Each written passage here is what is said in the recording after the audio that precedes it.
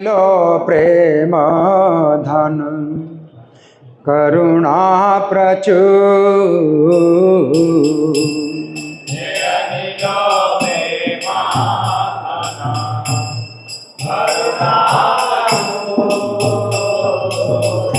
हेना प्रभु को था गिला आचार्य ठाकुर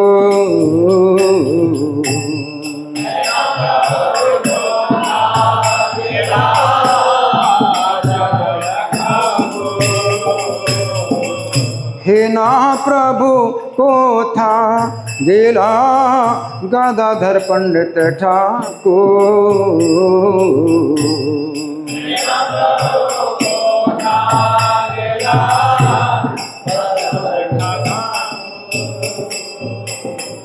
हेना प्रभु को था गिला भक्ति विनोद ठाकुर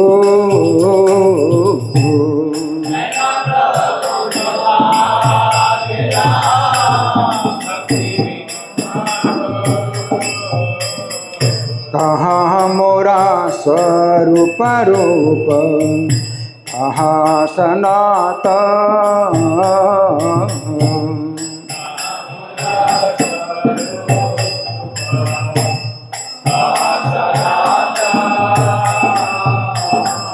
कहाँ दास रघु नाथ पतित पावन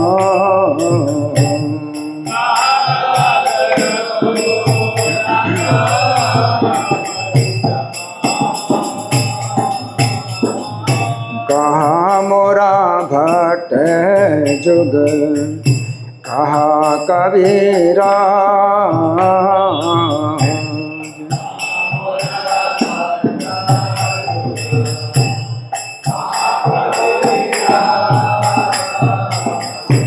एक काले को था गिला गोरा न ठहरा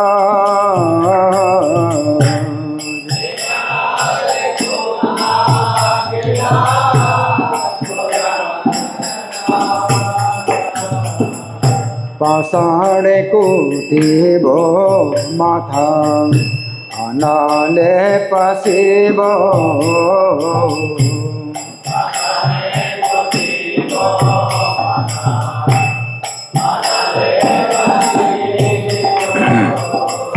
गौरांग गुणेरा निधि कोथा गेले पाबो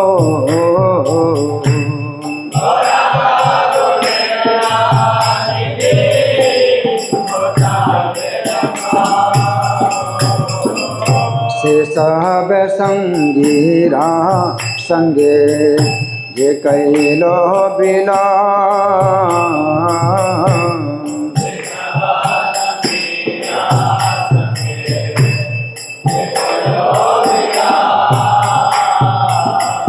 से संग न पाया कांधे नरोत्तम दास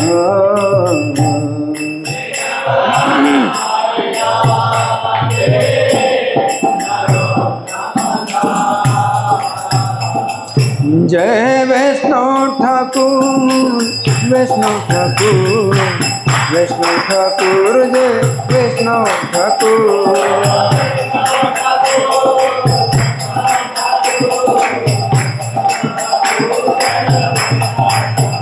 जय वैष्णव ठाकुर वैष्णव ठाकुर वैष्णव ठाकुर जय वैष्णव ठाकुर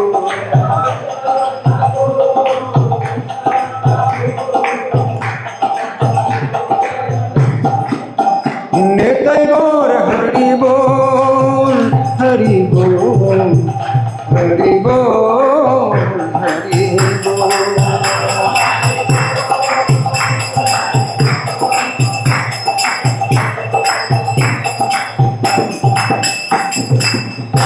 तो इस भजन के जो शब्द हैं वो इस प्रकार हैं। जे अनिलो प्रेम धन करुणा प्रचुर, जो प्रेम धन लेकर के आए, क्यों लेकर के आए? करुणा प्रचुर, प्रचुर करुणा के कारण। हेना प्रभु कोथा गेला आचार्य ठाकुर, तो ऐसे आचार्य ठाकुर प्रभु कहाँ गए, गदाधर पंडित ऐसे कहाँ गए, भक्ति विनोद ठाकुर ऐसे कहाँ गए। कहाँ मोरा स्वरूप रूप, कहाँ सनातन। तो कहाँ मेरे स्वरूप दामोदर गोस्वामी हैं, कहाँ सनातन गोस्वामी हैं, कहाँ दास रघुनाथ पतित पावन, और रघुनाथ दास जो पतितों को पवित्र करने वाले कहाँ चले गए। कहाँ मोरा भट्ट जुग, भट्ट जुग रघुनाथ भट्ट गोस्वामी, गोपाल भट्ट गोस्वामी कहाँ हैं। कहाँ कविराज, कविराज कृष्णदास कविराज कहाँ है। एक काले कोथा गेला गोरा नटराज, गोरा नटराज भगवान चैतन्य एक काले अनायास कहाँ चले गए। पाषाणे कुटीबो माथा, मैं अपने माथे को पत्थर में फोड़ूं, अथवा अनले पसीबो, अथवा अग्नि में प्रवेश करूं। गौरांगा गुणेर निधि कोथा गेले पाऊँ, तो गुणों के भंडार गौरांग को मैं किस प्रकार प्राप्त करूं। से सब संगेरा संगे जे कई लो विलास, जितने संगी थे भगवान के, भगवान के साथ लीला विलास करते रहे। से संग ना पाया कांदे नरोत्तम दास, उनका संग ना पा करके नरोत्तम दास रो रहे हैं। तो आज बहुत ही पवित्र दिन है। हरे कृष्ण। और परम सौभाग्य है कि हमारे साथ हैं इसके जितामित्र प्रभु जी। हरि बोल। प्रभु जी सबसे सीनियर भक्त हैं श्री श्री राधा पार्थसारथी मंदिर नई दिल्ली में। प्रभु जी का जन्म 1954 भारत देश के उत्तर प्रदेश के महोबा नामक शहर में हुआ है। वो उनके जो सभी भाई बहनों में सबसे छोटे थे। प्रभु जी 1976 में मैकेनिकल इंजीनियरिंग किया है। उसके बाद IIT कानपुर में प्रभु जी ने M.Tech डिग्री प्रोग्राम किया है। उसके बाद आध्यात्मिक में उनका रुंझन होने के कारण अपने पढ़ाई को अधूरी छोड़कर अपने घर महोबा में आ गए थे वो, और मनी ऑर्डर से BBT मुंबई से उन्होंने प्रभुपाद जी के जो पुस्तक हैं वो मंगाकर उन्होंने स्वयं उसका अध्ययन किया उन्होंने। और अगस्त 1983 में ये संसार से सभी संबंधों तथा बंधनों को छोड़कर इस्कॉन वृंदावन में पूर्ण समर्पित हो गए थे। और उसके बाद उन्होंने दिसंबर 1984 में श्री श्री राधा पार्थसारथी मंदिर दिल्ली में आ चुके हैं उधर सेवा के लिए। और तब से इसी मंदिर में पूर्ण समर्पित भक्त के रूप में उधर सेवा कर रहे हैं। वर्तमान समय में प्रभु जी तथा उनके संगियों के साथ श्री कृष्ण की अनेक कृपापूर्ण घटनाओं हो रही हैं, जो श्री कृष्ण कृपा के दिव्य चमत्कार नामक पुस्तक में छापी जा रही हैं। और प्रभु जी ने श्री भगवान ने कहा नामक इनके लेख मुंबई के प्रकाशित भगवत दर्शन नामक हिंदी पत्रिका में भी नियमित रूप से छापते रहे हैं। प्रभु जी ने 22 खंडों में गीता की संपूर्ण वाक्य प्रकाशित की हैं। इसके अतिरिक्त प्रभु जी ने महोबा में कृष्ण अवतार नामक एक अन्य ग्रंथ भी लिखा है। तो आइए, हमारा बहुत परम सौभाग्य है कि प्रभु जी हमारे मंदिर में आए हमको सम देने के लिए। सो हम वेलकम करेंगे प्रभु जी को एक बार हरे कृष्ण महामंत्र बोलकर। हरे कृष्णा कृष्णा कृष्णा हरे हरे, हरे राम राम राम। हरे कृष्णा। तो आज बहुत ही पवित्र दिन है। गदाधर पंडित का तिरुभाव और भक्त विनोद ठाकुर का तिरुभाव। तो गदाधर पंडित के विषय में हमें कुछ बातें समझनी होगी। सबसे पहला बिंदु है उनके संबंध में क्या है कि वो राधा रानी के अवतार हैं।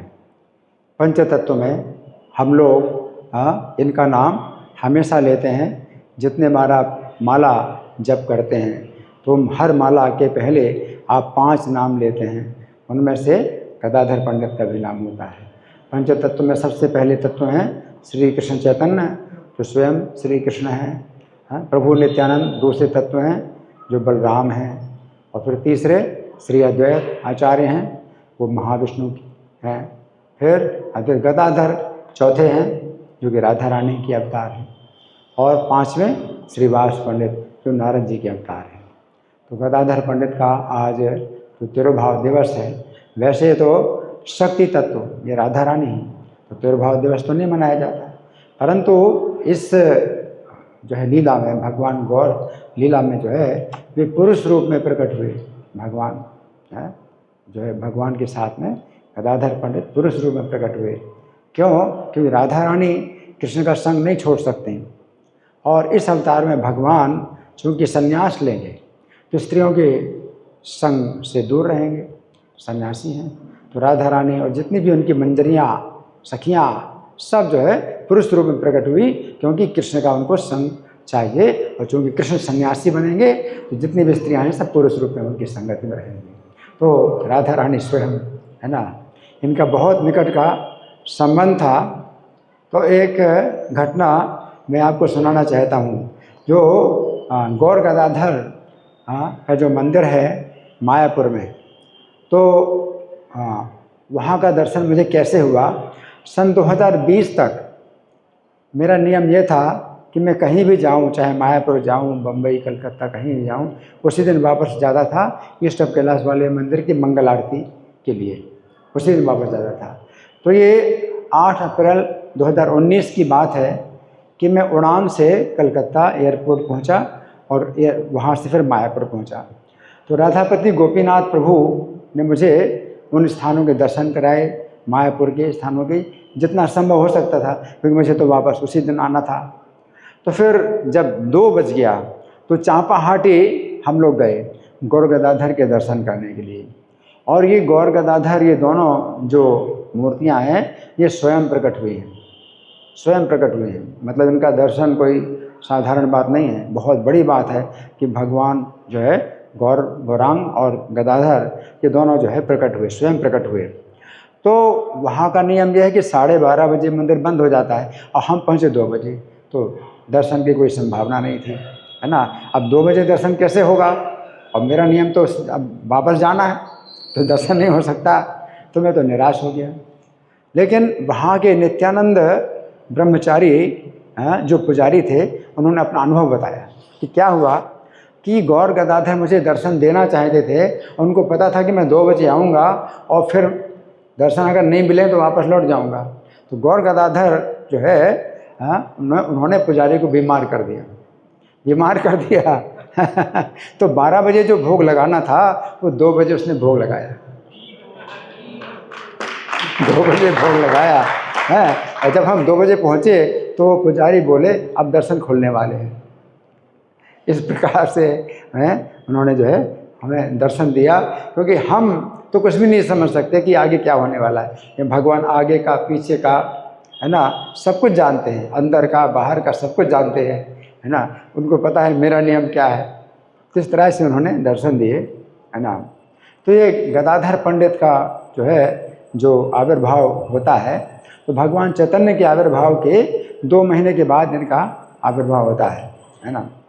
और इनका जो है प्रेम था, गौरांग महाप्रभु से बहुत प्रेम था, और बचपन से शांत स्वभाव के थे गदाधर, और श्री कृष्ण में अनुरक्त थे। गदाधर जो है राधा रानी है, लेकिन तो भी नहीं पहचान पाती अपने स्वामी को, प्रभु को। अगर वो ना जनाए तो राधा रानी भी नहीं जान सकती। राधा रानी गदाधर पंडित के रूप में है ना, और अपने ही प्रभु, अपने ही स्वामी जो श्री कृष्ण हैं चैतन्य के रूप में, वो नहीं पहचानती। और चैतन्य बड़े चंचल हैं, ये शांत स्वभाव के हैं गदाधर, और ये जो है बड़े चंचल स्वभाव के हैं, तो हमेशा छेड़ते रहते हैं। जैसे ब्रज लीला में कृष्ण राधा रानी को छेड़ते रहते थे, और यहाँ गौर लीला में भी गौरांग महाप्रभु इनको छेड़ते रहते हैं हमेशा। तो रास्ते में कभी भी मिल जाए तो पकड़ लेते, दोनों हाथों को एक बार पकड़ लिया। मेरे प्रश्न का उत्तर दो, तुम मेरे प्रश्न का उत्तर दिए बिना जा नहीं सकते, दोनों हाथ पकड़ लिए, है ना। और ये क्या करते हैं कि कोई भी प्रश्न पूछेंगे और जो भी उत्तर देगा उसका खंडन करते हैं। सरस्वती के पति हैं भगवान चैतन्य, सरस्वती के पति हैं, इसलिए जो खंडन करें तो उसको फिर कोई मंडन नहीं कर सकता, और जहाँ वो किसी बात को स्थापित कर दें उसका खंडन कोई नहीं कर सकता, है ना। तो ये गदाधर पंडित जो है फिर बड़े चिंतित रहते थे, हमेशा देख करके इधर हो जाते उधर हो जाते, रास्ता में देख लें तो इधर आँख मचाते हैं इस प्रकार से। तो गदाधर से उन्होंने पूछा, अच्छा ठीक है मुक्ति का अर्थ बताओ। भगवान ने गदाधर पंडित पूछा, अच्छा मुक्ति का अर्थ बताओ। अब जितने भी अर्थ बताए सभी उत्तरों का खंडन, इनका काम है खंडन करते हैं। अब गदाधर ने सोचा अब तो भाग करके ही जान बचेगी जितना भी अर्थ बताते हैं मुक्ति के सब अर्थ खंडन करते हैं। तो भगवान बोले, गदाधर आज तो घर को जाओ, कल फिर आना तो मैं मुक्ति का अर्थ बताऊंगा, है ना। तो अब आगे चल करके फिर जब गौरांग महाप्रभु गया की यात्रा में गए अपने पिता का श्राद्ध करने के लिए और ईश्वरपुरी से दीक्षा प्राप्त की, तो फिर जो है उनके अंदर प्रेम के लक्षण प्रकट हुए। अब जब वापस नवद्वीप में आए तो अब तो मतलब प्रेम के लक्षण इतने प्रकट हो रहे हैं कि वो शंकर, ब्रह्मा और सुखदेव जैसे महाभागवतों में भी नहीं हो सकता, ऐसे प्रेम के लक्षण जो प्रकट हुए इनके अंदर।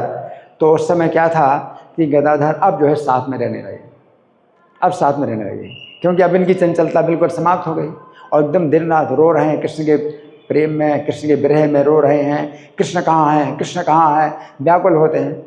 तो गदाधर हमेशा साथ में रहते हैं, क्योंकि अब जो है इनको मतलब पूरी तरह से इनको जो है अब राहत मिल गई गदाधर पंडित को, कि कृष्ण की चर्चा कर रहे हैं, कृष्ण के विषय में रो रहे हैं, कृष्ण का विरह का अनुभव कर रहे हैं। तो गदाधर पंडित को जो है यही मतलब चाहिए था कि ये जो है चैतन्य प्रभु जो है मतलब अगर ऐसे हो जाएं तो गदाधर पंडित इनका साथ नहीं छोड़ेंगे, अब कभी भी साथ नहीं छोड़ दे गदाधर।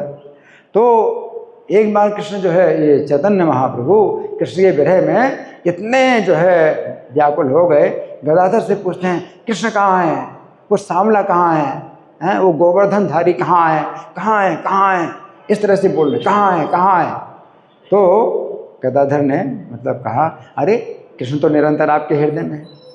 तो गदाधर ने सोचा इससे तो संतुष्ट हो जाएंगे, कितना बढ़िया उत्तर दिया है। कोई पूछे कृष्ण कहाँ है, आप उत्तर दोगे कृष्ण तो आप में हमेशा आपके हृदय में, है ना, इससे अच्छा और क्या जवाब हो सकता है। तो उन्होंने सोचा कि संतुष्ट हो जाएंगे, लेकिन क्या हुआ, ये तो नाखून से अपना हृदय चीरने लगे। ये सुन करके कृष्ण मेरे हृदय में है और नाखून से हृदय चीरने, अब तो और ज़्यादा समस्या पैदा हो गई कि ऐसा क्यों कह दिया। अब गदाधर सोचते मैंने ऐसा क्यों कह दिया, ये तो और बड़ी समस्या पैदा हो गई, अब क्या करें। अब दोनों हाथ पकड़ लिए गदाधर ने, इनके गौरांग महाप्रभु के दोनों हाथ पकड़ लिए और फिर बात को बदल दी, अरे श्री कृष्ण आए जाते हैं, थोड़ा स्थिर हो जाओ। जब ऐसा कहा श्री कृष्ण आए जाते हैं, थोड़ा स्थिर हो जाओ, तो इस तरह से फिर भगवान चैतन्य ने जो है अपना ये प्रयास बंद कर दिया कि जो नाखून से छाती को चीर रहे थे, है ना। और सची माता जो है ये देख करके बड़ा जो है प्रभावित हुई कि ये जो बालक है गदाधर, ये तो बहुत बुद्धिमान है, बहुत बुद्धिमान है। सची माता तो अपने पुत्र के निकट ही नहीं जाती थी, मेरे पुत्र को क्या हो गया, मेरे पुत्र को बीमारी हो गई, है ना। तो ऐसी प्रेम की जो दशा है ये तो कभी सुनी नहीं गई, कभी सोची भी नहीं गई, ऐसी चैतन्य जो है उस प्रेम की दशा में। तो नवद्वीप में कोई नहीं समझ सकता कि ये प्रेम की कितनी ऊंची दशा है ना।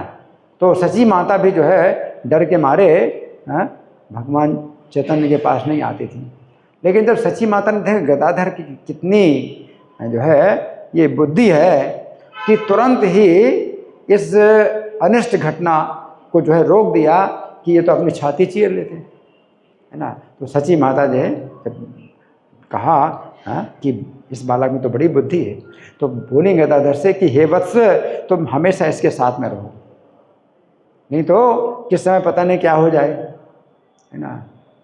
क्योंकि चैतन्य जो है अपने होश में नहीं रहते हैं और अपने शरीर को ही भूले रहते हैं, न उनको खाने का, न पीने का, न सोने का, उनका कोई भी जो है हिसाब ही नहीं, कुछ भी हिसाब नहीं है ना।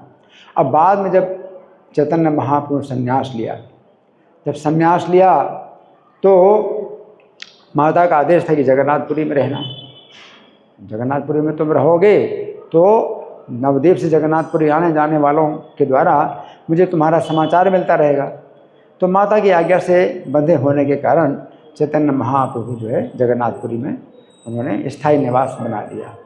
लेकिन फिर भी चैतन्य महाप्रभु का ऐसा कठोर नियम नहीं था कि जगन्नाथपुरी में ही रहेंगे, अगर आवश्यकता पड़े तो जा सकते हैं। लेकिन गदाधर ने जो है सोचा कि चैतन्य महाप्रभु जगन्नाथपुरी में रहेंगे, तो उन्होंने अपना संन्यास, क्षेत्र संन्यास ले लिया। क्षेत्र संन्यास का मतलब है कि जगन्नाथपुरी से बाहर ये जाएंगे ही नहीं। चैतन्य महाप्रभु ने क्षेत्र संन्यास नहीं लिया था, जगन्नाथपुरी में रहेंगे, कभी जा सकते हैं। लेकिन फिर बाद में फिर क्या हुआ कि जब चैतन्य महाप्रभु जब वृंदावन की यात्रा में जाते हैं, जगन्नाथपुरी से वृंदावन की यात्रा में जाते हैं, तो गदाधर पंडित ने सोचा कि अरे मैंने तो गलती कर दी, मैंने क्षेत्र संन्यास ले लिया है ना, अब क्षेत्र संन्यास जाए भाड़ में, मुझे तो महाप्रभु के साथ जाना है, वृंदावन जाना है। तो महाप्रभु जो है अब मना करते हैं, नहीं तुमने क्षेत्र संन्यास लिया है, तुम नहीं जा सकते। तो बोले कि नहीं, क्षेत्र संन्यास मुझे मैंने लिया है, लेकिन मैं चिंता नहीं करता, मेरे क्षेत्र संन्यास जो है जो भी है बना रहे, मैं आपके साथ में जाऊँगा। फिर चैतन्य महाप्रभु ने कहा कि तुम जो है यहाँ जो टोटा गोपीनाथ की सेवा करते हो, उनकी सेवा कौन करेगा? तो बोले मैं आपके साथ में रहूँगा तो टोटा गोपीनाथ की सेवा का भी पूरा जो है मुझे फल प्राप्त हो जाएगा, मुझे कुछ भी ज़रूरत नहीं है कि टोटा गोपीनाथ की सेवा करूँ। तो चैतन्य महाप्रभु निरुत्तर हो गए। लेकिन फिर बाद में जब जगन्नाथपुरी से जो है जब जा रहे थे और फिर रास्ते में गंगा जी पड़ी, गंगा जी को पार करने के लिए जब नौका में बैठे, तो गदाधर पंडित जो है उनके साथ आ रहे थे। गदाधर पंडित, भगवान ने कहा कि देखो गदाधर, तुम मेरे साथ जा रहे हो तो मेरे ऊपर दोनों दोष मेरे ऊपर आएंगे। तुम्हारा संन्यास जो क्षेत्र संन्यास है उसका नियम टूट रहा है तो मेरे ऊपर दोष लगेगा, और तुम टोटा गोपीनाथ की जो सेवा बंद कर रहे हो वो भी दोष मेरे ऊपर लगेगा, तुम मेरे साथ चल रहे हो। तो गदाधर कहते नहीं नहीं, मैं आपके साथ नहीं चल रहा, मैं तो अपने आप चल रहा हूँ, आपके मैं आपके साथ नहीं चल रहा, आपको दोष नहीं लगेगा। तो गदाधर इतने जो है चालाकी से उत्तर देते तो भगवान को कुछ उत्तर नहीं मिला। जब नौका में बैठे और नौका में ये भी बैठने लगे, अब तो जो है मतलब चैतन्य महाप्रभु बहुत कष्ट के कठोरता से कहा कि तुम जो है मतलब मुझसे अगर प्रेम करते हो तो मेरी इच्छा के अनुसार चलो, फिर अपनी इच्छा के अनुसार तुम क्यों चलते हो? मेरी अगर तुम मुझसे प्रेम करते हो, है ना। तो जब ऐसा भगवान ने कहा तो फिर गदाधर जो है मूर्छित हो गए, क्योंकि चैतन्य की सेवा, चैतन्य के बिना इनका रहना असंभव था, तो मूर्छित हो गए। लेकिन फिर जो है सार्वभौम भट्टाचार्य उनको होश में लाते हैं और किसी प्रकार से जगन्नाथपुरी वापस ले जाते हैं। तो गदाधर पंडित का जो है चैतन्य महाप्रभु के प्रति इतना प्रेम था कि वो जो है कोई भी नियम हो, कोई भी व्रत हो, सबको जो है तोड़ करके वो क्या चाहते हैं, चैतन्य महाप्रभु के साथ रहना चाहते हैं। और इनको जो है जो गोपीनाथ जी प्राप्त हुए थे वो कैसे प्राप्त हुए थे? इनको तो चैतन्य महाप्रभु ने वो जो मंदिर है वहाँ पर जो है टोटा गोपीनाथ का मंदिर है, तो गोपीनाथ जी उस समय नहीं थे, वो स्थान दिया था, वो बगीचा था, तो उसको टोटा बोला करते हैं। लेकिन फिर चैतन्य महाप्रभु रोज़ इनसे भागवत सुनने आते थे, श्रीमद् भागवत सुना करते थे, है ना, चैतन्य महाप्रभु। तो एक बार जो है भागवत सुनते सुनते जहाँ गोवर्धन पर्वत की चर्चा आई, श्रीमद् भागवत में गोवर्धन पर्वत चर्चा आई, तो जैसे ही गोवर्धन पर्वत की चर्चा सुनी चैतन्य महाप्रभु ने, तो चटक पर्वत में ही उनकी भावना हुई कि ये गोवर्धन पर्वत है, और बड़ी जल्दी जल्दी उस चटक पर्वत के ऊपर चढ़ने लगे। और फिर एक बिंदु पर उन्होंने अपने हाथ से कुरेदा, तो क्या हुआ, वो गोपीनाथ जी की मूर्ति उनको प्राप्त हुई, चैतन्य महाप्रभु को। तो चैतन्य महाप्रभु ने गोपीनाथ जी की मूर्ति इनको दी गदाधर को कि तुम इनकी सेवा करो। तो चैतन्य महाप्रभु की आज्ञा से गदाधर पंडित जो है टोटा गोपीनाथ की सेवा करने गए। तो उनको नाम मिला, उनका नाम तो गोपीनाथ, लेकिन टोटा गोपीनाथ क्यों कहते हैं कि टोटा का मतलब बगीचा, जो जिसमें गदाधर पंडित रहते थे, तो इसलिए टोटा गोपीनाथ उनका नाम पड़ गया। तो अब जो है जब भागवत जब सुनते हैं, भगवान भागवत सुनते हैं, है ना, तो इसमें ये बताया गया है कि गदाधर पंडित से चैतन्य महाप्रभु जो भागवत सुनते थे तो उसमें कौन सा विशेष प्रसंग होगा जो कि भगवान सुनेंगे। गदाधर पंडित तो राधा रानी और चैतन्य महाप्रभु कृष्ण, तो हर कोई कहेगा वो तो फिर रासलीला का प्रसंग सुने। सबसे ज़्यादा प्रिय है जो भगवान की लीला है, वो सबसे ज़्यादा आनंददायक जो लीला है वो राधा रानी को भी जो प्रिय है और कृष्ण को प्रिय है वो रासलीला है, तो रासलीला सुना करते हैं। लेकिन नहीं, रासलीला नहीं सुनते थे। श्री कृष्ण जो है राधा रानी से कलयुग में श्रीमद् भागवत सुनते थे तो ध्रुव महाराज की कथा और प्रहलाद महाराज की कथा सुना करते। क्यों? क्योंकि भगवान कलयुग में जब प्रकट हुए तो कलयुग के जो है जो दोष हैं उनसे रक्षा के लिए भगवान जो है अवतार लेते हैं। कलयुग में अगर अवतार लेते हैं तो कलयुग के दोषों से रक्षा के लिए हमें जो है शिक्षा देने के लिए वो क्या करते हैं, ध्रुव महाराज की कथा, प्रहलाद महाराज की कथा सुनते थे। विशेष रूप से ध्रुव महाराज और प्रहलाद महाराज की कथा सुनते थे, है ना। तो 100 बार सुनी ध्रुव महाराज की कथा और प्रहलाद महाराज की कथा, 100 बार सुनी भगवान ने गदाधर पंडित से, है ना। तो इसका कारण क्या है? कारण यही है कि छोटी अवस्था के जो बच्चे होते हैं, है ना, अगर कभी भगवान के प्रति उनकी आसक्ति हो जाए, पिछले जन्म के संस्कार के कारण या और भक्तों की संगति के कारण, और माता पिता जो है उनको फिर कभी यातना देते हैं, उनकी जो है भक्ति का विरोध करते हैं, तो उन्हें क्या करना चाहिए? उन्हें क्या करना चाहिए? तो ये शिक्षा देने के लिए जो है भगवान प्रहलाद महाराज की कथा सुनते हैं। प्रहलाद महाराज की कथा में क्या है कि 5 साल का बालक है और कृष्ण की भक्ति में लगा है, तो पूरा असुर समाज और असुर पिता जो है विरोध करते हैं, तो कैसे रक्षा होती है ना। तो रक्षा के लिए जो है क्या है कि अगर जो भगवान की भक्ति कर रहा है तो भगवान ही रक्षा करते हैं, प्रहलाद महाराज की।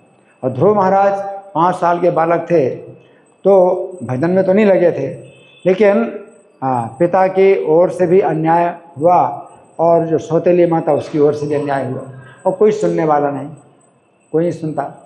तो ध्रुव महाराज अपनी जो असली माता थी तो उनके पास गए, तो उन्होंने कहा कि कृष्ण के अलावा और कोई तुम्हारी जो है रक्षा करने वाला नहीं है, तुम्हारे पक्ष में और कोई कार्य करने वाला नहीं है, तो कृष्ण की शरण नहीं। तो कभी घर परिवार की तरफ से भी कुछ अगर अन्याय होता है तो भी बालक को जो है क्या करना चाहिए, भगवान की शरण लेनी चाहिए। और कभी भक्ति का विरोध होता है परिवार की ओर से, घर परिवार की ओर से, तो भी भगवान की शरण लेनी चाहिए। तो इसलिए ध्रुव महाराज की कथा, प्रहलाद महाराज की कथा ना, कि कोई भी भक्त है अगर भक्ति की तरफ आकर्षित हो जाता है और घर परिवार के लोग या समाज के लोग अगर विरोध करते हैं और बाधा डालते हैं, तो क्या करना चाहिए? जहाँ पर भी हो स्थान स्थिता, जहाँ पर भी हो वहीं पर ही क्या करो, कृष्ण की शरण लेना है ना। तो ध्रुव महाराज की कथा, प्रहलाद महाराज की कथा, दोनों ही बालक जो है 5 वर्ष के बालक हैं, है ना। तो जो भक्त भी है तो अभी अगर भक्ति में जुड़े हैं तो भी 5 वर्ष, अगर ऐसे देखा जाए भाई कितने साल हुए आपकी भक्ति में जुड़े, आपके शरीर की आयु तो होगी मान लो 20 साल है, 25 साल है, जो भी हो। लेकिन अगर भक्ति के क्षेत्र में अगर देखा जाए कि आपकी आयु कितनी है, तो 2 साल, 5 साल, 3 साल यही होगी, है ना। तो इस तरह से भी सोचना चाहिए कि ध्रुव महाराज की और प्रहलाद महाराज की जो कथा है वो हम सब के लिए लागू होती है, हम सब के लिए। तो भगवान गदाधर पंडित से ध्रुव की कथा, प्रहलाद महाराज की कथा बार बार सुनते थे। और बाद में जब भगवान चैतन्य जब अपनी लीला समाप्त करते हैं तो गदाधर पंडित से भागवतम सुनते सुनते ही वो गोपीनाथ जी के शरीर में प्रविष्ट हो जाते हैं। तो भगवान चैतन्य ने अपना शरीर नहीं छोड़ा, है ना। तो श्री कृष्ण जैसे अपना शरीर नहीं छोड़ते हैं, व्याध के द्वारा बाण लगता है उनके चरण में, लेकिन फिर वो अपने शरीर से प्रकाश निकालते हैं और अपने इसी शरीर के साथ ही जो है वैकुंठ गमन करते हैं। हाँ, तो चैतन्य महाप्रभु की लीला में भगवान जो है क्या करते हैं, हाँ, दूसरे प्रकार से हाँ अपने धाम जाते हैं। और वो किस प्रकार से जाते हैं, टोटा गोपीनाथ के शरीर में ही प्रवेश कर जाते हैं, है ना। तो शरीर नहीं छोड़ते हैं, है ना। और ये जो गदाधर हैं, 48 साल की अवस्था में भगवान चैतन्य ने अपनी लीला समाप्त की थी, अपने परम धाम चले गए। तो गदाधर पंडित भी 48 साल के ही थे, है ना। तो इसी अवस्था में ये जो है चैतन्य के वियोग में क्या हो गए, वृद्ध हो गए। 48 साल की अवस्था में कोई बूढ़ा नहीं होता अभी, तो उस समय तो और ज़्यादा उम्र थी ना लोगों की। कलयुग जैसे आगे बढ़ता जाता है वैसे उम्र कम होती जाती है। तो 48 साल में तो और अच्छी अवस्था रहती है, लेकिन चैतन्य के वियोग में दिन रात आंसू बहाते रहते हैं। तो ये जो है वृद्धावस्था में आ गए, 48 साल की अवस्था में वृद्धावस्था में आ गए, है ना। अब गोपीनाथ जी को जब माला पहनाते हैं तो कमर झुक गई थी, कमर झुक गई तो माला पहनाने में क्या हो रही, दिक्कत हो रही, है ना।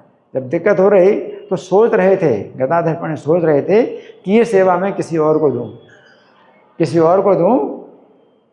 कौन सी सेवा, टोटा गोपीनाथ को माला पहनाने की। और टोटा गोपीनाथ जो है भगवान कृष्ण स्वयं है, और ये गदाधर राधा रानी स्वयं है। तो राधा रानी स्वयं अगर भगवान को माला पहनाए तो भगवान क्या चाहेंगे कि उनके अलावा कोई और पहनाए। तो इसलिए भगवान ने क्या किया है, भगवान बैठ गए, जैसे आप लोग पालथी मारे बैठे हैं उसी प्रकार से भगवान बैठ गए तो खड़े से बैठ गए ना। तो ये जो है मतलब अर्चा विग्रह के संबंध में कुछ लोग ऐसी बातें सोचते हैं कि भाई ये तो पत्थर की पूजा है, ये लोग पत्थर पूजा करते हैं, है ना। लेकिन यहाँ हर व्यक्ति का मुंह बंद होता है, किसी का भी मुंह नहीं खुलेगा कि पत्थर की पूजा, है ना। सोचिए भगवान जो है इस जो रूप में, टोटा गोपीनाथ के रूप में, मतलब उन सब का जो है मुंह बंद करते हैं, जो सोचते हैं कि ये मूर्ति है वो पत्थर है। वैसे पद्म पुराण में लिखा है कि अर्चे शिला दी सनार की, भगवान के अर्चा विग्रह में जो शिला की बुद्धि करता है, शिला की भावना करता है, वो पहले से ही नरक में जा चुका, बुकिंग हो चुकी नरक में सनार की, है ना। लेकिन यहाँ तो जो है मतलब बड़ी रक्षा होती है, गोपीनाथ, टोटा गोपीनाथ को देख करके बड़ी रक्षा होती है। वहाँ तो अब कोई भी नहीं सोच सकता कि ये जो है मतलब मूर्ति है, बैठे हुए हैं। और कोई भी कृष्ण की जो मूर्ति है वो कोई मूर्तिकार इस तरह नहीं बनाता है कि पालथी मार के बैठे हैं कृष्ण, हमेशा कृष्ण खड़े हैं, है ना। मूर्ति होती है, या अगर बैठे होते हैं तो सिंहासन पर बैठे होते हैं, ऐसे नहीं बैठे पालथी मार के बैठे। सिंहासन बैठे तो पैर लटका हो रहता है, जैसे मैं बैठा हूँ पैर लटका के कृष्ण अगर बैठते हैं। लेकिन ये पालथी मार के बैठ करके भगवान की जो मूर्ति है आज तक कभी नहीं बनी। और वहाँ पर जो है भगवान स्वयं बैठे, खड़े से बैठे हैं, है ना। तो ये विशेष योगदान गदाधर पंडित का है कि उनके प्रेम के कारण भगवान जो है साक्षात क्या हो गए, खड़े से बैठ गए, है ना। और फिर जो है गदाधर पंडित ने भी अपना शरीर नहीं छोड़ा, बल्कि जिस विधि से भगवान चैतन्य अपने परम धाम गए उसी विधि से गदाधर पंडित भी गए। उन्होंने अपना शरीर नहीं छोड़ा और वह भी टोटा गोपीनाथ के शरीर में ही प्रवेश कर गए, है ना। तो आज के दिन जो है ये जो गदाधर पंडित हैं, आज उन्होंने जो है उनका तिरोभाव जो हुआ, तो आज के दिन वो गोपीनाथ के में समा गए। तो इनका दर्शन, गोपीनाथ जी का दर्शन अभी भी होता है। और गोपीनाथ जी का दर्शन अगर करोगे तो विशेष जो है मतलब आपको अनुभूति होगी, विशेष अनुभूति होगी। जो जानता है कि भगवान चैतन्य भी में प्रवेश कर गए, गदाधर पंडित भी इनमें प्रवेश कर गए, और वे भगवान चैतन्य गदाधर साक्षात उस मूर्ति में हैं, उस रूप में हैं भगवान। और गदाधर के प्रेम से भगवान जो है इतने जो है झुके कि वे जो है खड़े से बैठ गए। इसलिए गदाधर पंडित तिरुभाव तिथि महामहोत्सव की। अब भक्तविनोद ठाकुर के संबंध में हम कुछ सुनेंगे। तो भक्तविनोद ठाकुर के संबंध में सबसे पहली बात तो ये है कि ये जो है भक्तविनोद ठाकुर प्रभुपाद के गुरु के गुरु के गुरु हैं। प्रभुपाद के गुरु हैं भक्ति सिद्धांत सरस्वती ठाकुर, उनके गुरु गौर किशोरदास बाबा जी हैं, और उनके गुरु भक्तिविनोद ठाकुर। और दूसरा संबंध क्या है, प्रभुपाद के गुरु के पिता हैं भक्तिविनोद ठाकुर, प्रभुपाद के गुरु भक्ति सिद्धांत श्री ठाकुर और उनके पिता भक्तिविनोद ठाकुर, है ना। और ये जो है हमें समझना भी चाहिए कि गुरु परंपरा इस प्रकार की क्यों है। अगर कोई कहे कि अगर भक्तिविनोद ठाकुर के पुत्र हैं तो भक्तिविनोद ठाकुर के शिष्य भी बन सकते थे, तो बीच में किसी और को क्यों रखा गया। इससे हमें ये पता चलता है कि भक्तिविनोद ठाकुर जानते थे कि ज़्यादातर जो है लोग जो है कैसे गुरु परंपरा बनाते हैं, अपने पुत्र को ही जो है गुरु बनाते हैं। गुरु का पुत्र है तो इसलिए गुरु, है ना। तो यहाँ तो बिल्कुल सच था कि भक्ति सिद्धांत जो है पूर्ण योग्य थे गुरु बनने के। ये भक्तिविनोद ठाकुर ने इस नियम को जो है मतलब इस नियम के विरुद्ध तो कोई नियम इस तरह से लोग बना देते हैं। भाई गुरु की गद्दी है, अब गुरु का जो लड़का है वो गद्दी पर बैठेगा, तो महान सब ऐसी प्रकार से होता है, सभी गुरु बनते हैं। भक्तिविनोद ठाकुर ने अपने पुत्र को जो है अपना शिष्य नहीं बनाया कि लोग सोचें भाई ये गुरु का लड़का इसलिए गुरु बन गया, है ना। तो इस तरह से उन्होंने जो है गौर किशोर बाबा जी को बीच में रखा कि आप गौर किशोर बाबा जी से दीक्षा लेगा, है ना। इस तरह से जो है ये जो शिष्य परंपरा हमारी है तो इस आधार पर है कि ये वंश के आधार पर नहीं है कि भाई जन्म के आधार पर कोई जो है गुरु बनता है। इस सिद्धांत का जो है हमें पूरी तरह से हम खंडन करते हैं। इस तरह से इनका जो है बहुत बड़ा योगदान है। सबसे पहला योगदान क्या है, चैतन्य महाप्रभु की जन्मभूमि का पता लगाया इन्होंने। चैतन्य महाप्रभु जन्मभूमि का पता लगाया, है ना। चैतन्य महाप्रभु की जन्मभूमि है, जब भगवान चैतन्य इस धराधाम से चले गए तो उस समय के 50 साल के बाद गंगा जी का बहाव ऐसा हुआ कि वो जन्मभूमि को जो है डुबा दिया, है, जन्मभूमि को डुबा दिया, है ना। और उस समय क्या था कि बहुत से लोग जो है चैतन्य महाप्रभु जन्मभूमि है चूँकि अप्रकट हो गई तो उन्होंने अपने अपने स्थान जो है निश्चित कर दिए कि भाई ये चैतन्य महाप्रभु जन्मभूमि है। और कई यात्री जो है जब जाते थे नवद्वीप में तो जो है भ्रांत होते थे कि भाई चैतन्य महाप्रभु जन्मभूमि अगर ये है तो वहाँ कैसे, तो सब लोग अपना अपना जो है पैसा जो है पाने के लिए उनको पैसा मिलेगा, पैसा चढ़ाया जाएगा, तो जो है कई लोगों ने अपने अपने स्थान को जो है जन्मभूमि घोषित कर दिया था, तो लोग भ्रांत होते थे। ये भक्तिविनोद ठाकुर ने जो है जो सरकारी जो नक्शे हैं उनके आधार पर पहले पता लगाई गंगा जी का भाव उधर था जब चैतन्य महाप्रभु लीला चल रही थी, और उसके बाद फिर जो गंगा जी का भाव इधर हो गया तो वो सब जो है उन्होंने मैप एकत्रित किए और उसके बाद फिर गंगा जी ने फिर से जन्मभूमि को अलग कर दिया, छोड़ दिया। तो वो स्थान जो है वो मियाँपुर कहलाता था। मुसलमानों के कारण वो मायापुर का जो स्थान है उसको मियाँपुर, क्योंकि मुसलमानों के कारण जो है बहुत से स्थान क्या हो गए, सब अदल बदल गए, है ना। जैसे कि ये हम कामवन जो है तो मुसलमानों ने उसका नाम रख दिया कामा, शुकताल है। तो सुखदेव ने परिषद को कथा सुनाई तो उन्होंने शुक्रताल कर दिया, मुसलमानों का जो शुक्र होता है ना शुक्रताल कर दिया, तो उनका शब्द होता है शुक्र, है ना। तो इस तरह से मुसलमानों जो है कई नाम ऐसे बदल दिए हैं। तो उसी प्रकार से कोई नहीं जानता था कि चैतन्य महाप्रभु जो ये स्थान जन्म स्थान ये है, और ये जन्म स्थान जो है मतलब इतना दिव्य था कि भक्तिविनोद ठाकुर को जो है वहाँ से प्रकाश निकलता दिखाई पड़ता था। जैसे में अंधेरी रात हो तो उसमें बिजली तो थी नहीं, है ना, तो बिजली के बिना तो कहीं प्रकाश दिखाई नहीं पड़ता, लेकिन उस स्थान में प्रकाश दिखाई पड़ता था, है ना। और वहाँ लोग मुसलमान लोग ही रहते थे और वहाँ पर तुलसी के पेड़ के अलावा और कोई दूसरे वृक्ष नहीं होते थे। तो इस प्रकार से जो है कई कारणों को एकत्र करके भक्तिविनोद ठाकुर ने निश्चित किया कि ये स्थान जो है चैतन्य महाप्रभु जन्म स्थान है ना।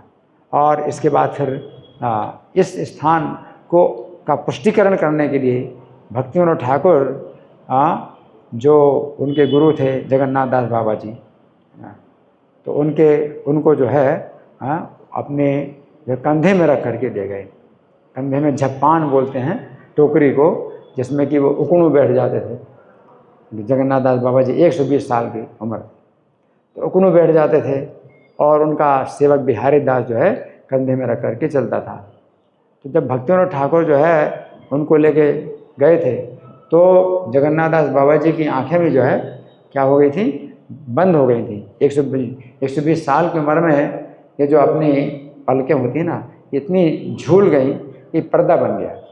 अब जब तक कि उनको ना उठाया जाए तब तक वो देख नहीं सकते। तो आंखों की दृष्टि तो नहीं खोई थी, 120 साल में भी आंखों की दृष्टि नहीं खोई थी, लेकिन ये जो है झूल गया था। ये जो लटकता है ये हिस्सा मांस झूल गया था। तो ऐसे में भी जगन्नाथ दास बाबा जी जब उस स्थान में पहुँचे तो टोकरी से उछल करके नीचे आए और कूदने लगे और बोलने लगे, यही है जन्म स्थान, यही है। इस प्रकार से भक्तिविनोद ठाकुर ने सबसे बड़ा जो प्रमाण है वो जगन्नाथ दास बाबा जी को कि चैतन्य महाप्रभु जन्मभूमि है। उस समय उनको जो है प्रेम की तरंगें इतनी आई, प्रेम का करंट इतना लगा कि जो है वो झप्पान से जो है तुरंत ही कूद गए नीचे ज़मीन में और उछल उछल करके जो है नृत्य करने लगे। तो भक्तिविनोद ठाकुर का बहुत बड़ा जो योगदान है वो ये है, गौड़ीय वैष्णवों के लिए चैतन्य महाप्रभु जन्मभूमि का उन्होंने पता लगाया, है ना। और उनके लिखे हुए जो भजन हैं वो बहुत ही जो है शास्त्र के अनुसार उन्होंने भजन लिखे हैं और भक्ति की भावना बड़ी गहरी है। उनमें से एक भजन राधा माधव, वो जो है सवेरे शाम प्रभुपाद ने नियम बना दिया कि राधा माधव का कीर्तन किया जाए। तो भक्तिविनोद ठाकुर के द्वारा लिखित भजन है राधा माधव, और बड़ा सरल है। कोई व्यक्ति जो है इसके पीछे गा सकता है भजन। राधा माधव कुंज बिहारी, है ना, गोपीजन वल्लभ है गिरिवरधारी, है ना, यशोदा नंदन ब्रज जन रंजन यमुना तीर बनचारी। तो केवल 4 पंक्तियाँ हैं, है ना। तो इसमें चाहे कोई हिंदी जानता हो, चाहे बंगाली जानता हो, किसी भाषा, हर भाषा में कोई जान सकता है कि ये भगवान के नाम जो है कि उनकी लीलाओं पर आधारित है। और इसमें क्या है, राधा माधव का नाम आ गया, है ना। तो सबसे जो है बड़ी जो वस्तु है, ध्यान की वस्तु है, वो राधा माधव है। फिर कुंज बिहारी, कुंज में विहार करने वाले हैं, जिनकी विशेषता है। गोपीजन वल्लभ, गोपियों के विशेष ये जो है पति हैं गोपीजन वल्लभ। गिरिवरधारी, और गोवर्धन पर्वत को धारण करने वाले हैं। यशोदा नंदन, यशोदा को आनंद देने वाले हैं। ब्रजजन रंजन, और ब्रजवासियों का मनोरंजन करने वाले हैं। यमुना तीर बनचारी, यमुना के तट के जो है वन में विचरण करते हैं। तो इस तरह से ध्यान का जो है बहुत सुंदर ये जो है चित्रण करता है ये भजन। तो भक्तिविनोद ठाकुर का ये भजन प्रभुपाद ने जो है प्रातः शाम दोनों समय ये गाने का नियम बना दिया। और फिर गौर आरती जो हम लोग शाम को गाते हैं, तो इसमें कीवा जय जय गोरा चांदे, है ना, तो ये भी भजन भक्तिविनोद ठाकुर का लिखित है। तो हमारे जो है दिनचर्या में मतलब भक्तिविनोद ठाकुर का जो योगदान है वो बहुत बड़ा है ना। राधा माधव प्रत्येक क्लास के पहले भक्तिविनोद ठाकुर का योगदान है ना। और शाम की आरती जो गौर आरती या संध्या आरती बोलते हैं, तो इसमें जो है भक्तिविनोद ठाकुर का बहुत बड़ा योगदान है। फिर हम प्रसाद ग्रहण करते हैं, तो प्रसाद ग्रहण करते हैं तो भक्तिविनोद ठाकुर का बहुत बड़ा योगदान है ना। शरीर विद्या जाल जो इंद्रिय काहे का जीवे फिले वे सागे। तो जब हम इसको बोलते हैं तो हमारी चेतना बिल्कुल बदल जाती है कि आप जब ग्रहण करते हैं भोजन, तो ये सामान्य भोजन नहीं है, ये क्या है, भगवत प्रसाद है ना। जब भगवान का प्रसाद हम खाते हैं तो उस प्रसाद की चेतना में खाएं, इसके लिए ये जो प्रणाम, ये जो प्रसाद मंत्र है, ये तो है हमारे लिए बहुत महत्वपूर्ण है ना। तो इनका जो जन्म है 1838 में हुआ था नदिया जिले के अंदर, है ना। और चूँकि भगवान चैतन्य के ये नित्य पार्षद हैं, भगवान चैतन्य की द्वारा ही ऐसे जो महापुरुष हैं वो हमेशा भेजे जाते हैं और भेजे जाते रहेंगे, जो कि 10,000 साल तक आंदोलन जिस प्रकार से चलता रहेगा। तो उसी में जो है, उसी श्रृंखला में ये भक्तिविनोद ठाकुर चैतन्य महाप्रभु के द्वारा भेजे हुए उनके नित्य पार्षद हैं। चैतन्य महाप्रभु को के संप्रदाय को, संदेश को दूषित करने वाले जो 13 अपसंप्रदाय थे, तो उस समय बहुत उनका जो है प्रचलन हो रहा था। 13 अपसंप्रदाय को बहुत प्रचलन हो रहा था और ये लोग अपने को दावा करते थे कि हम चैतन्य महाप्रभु के अनुयायी हैं, जबकि चैतन्य महाप्रभु के ये अनुयायी नहीं हैं, क्योंकि चैतन्य महाप्रभु के संदेश को ये दूषित कर रहे हैं। भगवान चैतन्य का जो है बहुत ही पवित्र जीवन था, उनकी शिक्षाएं बहुत पवित्र थीं, लेकिन ये लोग जो है वो उनके जो नियम है वो बिल्कुल वो पालन नहीं करते हैं, पवित्रता के नियम पालन नहीं करते हैं, है ना। तो गौर नागरी और प्राकृत सहजिया और दरवेश और सखी भेखी ऐसे 13 संप्रदाय। तो भक्तिविनोद ठाकुर ही एक ऐसे व्यक्ति हुए जिन्होंने इनका क्या हुआ, पर्दाफाश किया, 13 संप्रदायों का पर्दाफाश किया। तो ऐसा नहीं कि हमारे जो गुरु परंपरा के जो वैष्णव आचार्य हैं किसी की निंदा नहीं करते हैं, तो सामान्य रूप से यही कहा है भाई किसी की निंदा नहीं करना, किसी की निंदा नहीं करना। लेकिन अगर आप निंदा नहीं करोगे तो उनको पता कैसे चलेगा कि सही और गलत क्या है।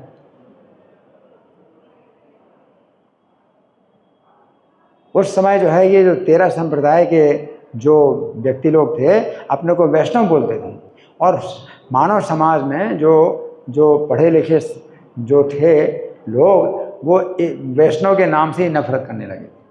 अगर ऐसे लोग अपने को वैष्णव कहते हैं तो वैष्णव का नाम ही बदनाम हो गया कि वैष्णव ऐसे होते हैं, क्योंकि इनके संप्रदाय में क्या था कि जो 4 नियम हैं उनको जो है खुल करके तोड़ते थे।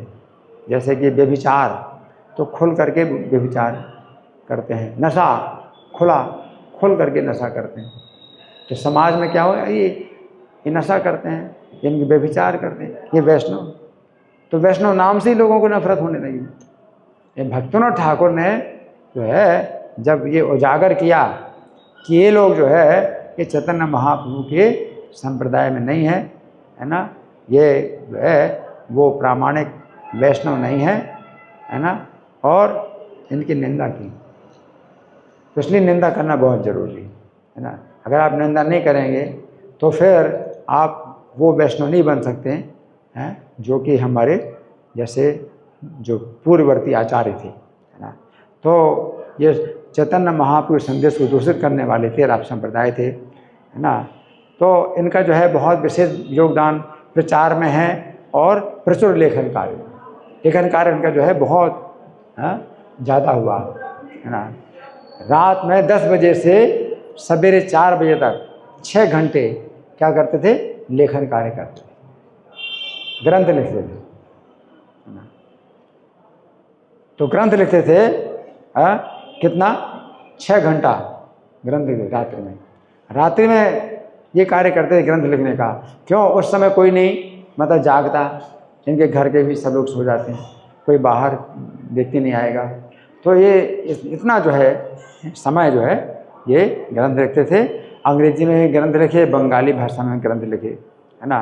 चैतन्य चरितामृत का इन्होंने भाष्य भी लिखा, भक्तिविनोद ठाकुर ने चैतन्य चरितामृत का भाष्य भी लिखा। और ये भगवान की ब्रज लीला में मंजरी है। और ये कौन सी मंजरी है, कमल मंजरी। कमल मंजरी इन्होंने अपना एक भजन भी बनाया जिसमें अपना परिचय दिया कि मैं कमल मंजरी हूँ और मेरी ये सेवा है, मेरे ये वस्त्र हैं, अपना सब जो है डिटेल बताते हैं।